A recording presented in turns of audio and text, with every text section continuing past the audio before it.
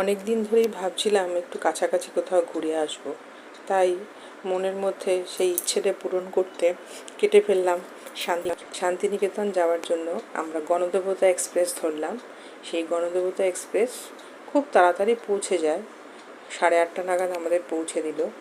সেখান থেকে নামলাম, নেমে আমরা সামনেই একটা ছোট্ট দোকান থেকে ব্রেকফাস্ট করে নিলাম। ব্রেকফাস্ট করে আমরা একটা টোটো ভাড়া করে বেরিয়ে পড়লাম শান্তিনিকেতন সোনাঝুরি হাটের উদ্দেশ্য।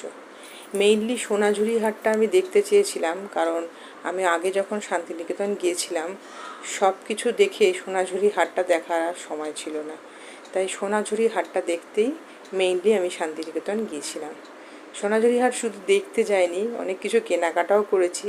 সেটার ভিডিওটা অবশ্য আমার করা হয়নি, তাই তোমাদের সাথে শেয়ার করতে পারলাম না। আর আমার অনেক দিন ধরে ইচ্ছে ছিল এদের সাথে একটু নাচ করার।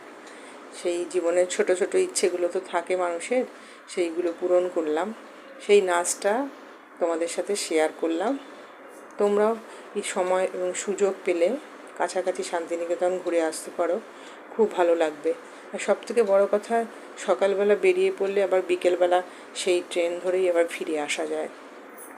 আমরা সোনাঝুরি হাটটা দেখে বেশিক্ষণ সেখানে সময় কাটাইনি অবশ্য।